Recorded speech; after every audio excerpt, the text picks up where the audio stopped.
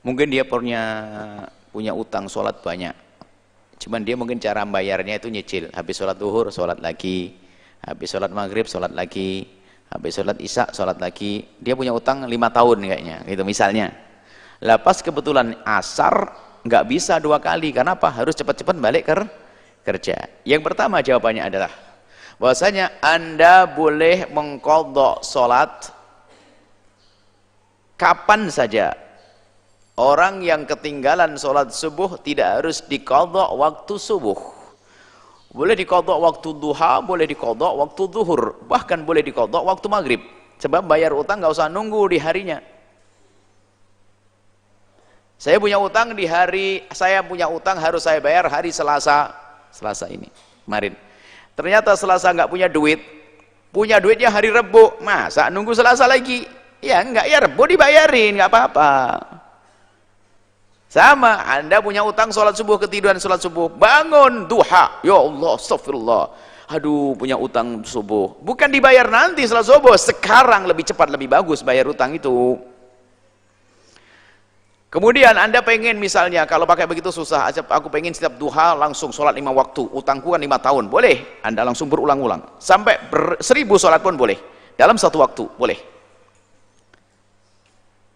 Yang kedua adalah, tadi hanya 20 menit, apapun bentuknya, tidak boleh Anda meninggalkan sholat. Kalau ternyata pihak kantor pun tidak memberikan waktu, maka Anda harus tetap sholat, biarpun di tempat kerja. Sholat tidak harus ke mushola dalam keadaan seperti itu, dan tidak harus berjamaah karena memang keadaan seperti itu. Biarpun setelah itu Anda harus berpikir, jangan kerja di tempat yang sholatnya nggak boleh. Pada akhirnya gitu, nanti awal-awal, selagi Anda masih di tempat tersebut, misalnya nggak boleh sholat, nggak ada waktu, maka Anda harus sholat di tempat.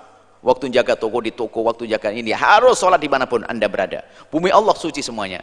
Apalagi Anda diberi waktu 20 menit, oh sangat cukup dengan 20 menit. Wuduknya 5 menit, sholatnya 5 menit.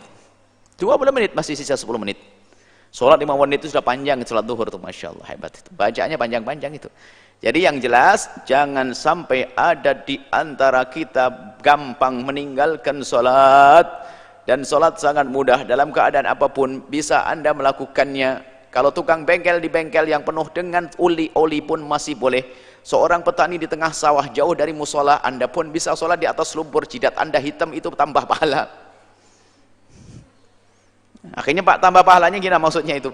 Kok masih nekat dia? Takut dosa, takut meninggalkan sholat. Karena bumi kan suci, lumpur suci. Jadi jangan sampai ada meninggalkan sholat. Baik, itu saja yang perlu kami sampaikan. Ada sebagian orang gampang meninggalkan sholat. Naudzubillah, sholat adalah dosa kalau kita tinggalkan. Dan sholat sangat dimudahkan oleh Allah. Nggak bisa berdiri, boleh duduk. Nggak bisa duduk, boleh baring. Nggak bisa baring, boleh telentang, dan seterusnya. Nggak ada air pun boleh tayamum. Dan bapak-bapak pun menutup auratnya hanya pusat dengan lutut. Ibu-ibu sekujur tubuh, kecuali telapak tangan dan wajah. Tidak harus pakai mukena. Yang penting menutup tubuh. Selesai. Kalau ternyata nggak punya baju semuanya, nggak pakai telanjang pun sah sholatnya. Anda punya baju. Misalnya nggak tahu hidup di mana, bajunya hilang semuanya. Sholat pakai baju. Udah nggak ada yang nggak bisa sholat. Harus sholat. Karena sholat itu adalah ikatan antara kita dengan Allah. Ikatan kita dengan Allah adalah dengan sholat. Wallahu a'lam bishawab.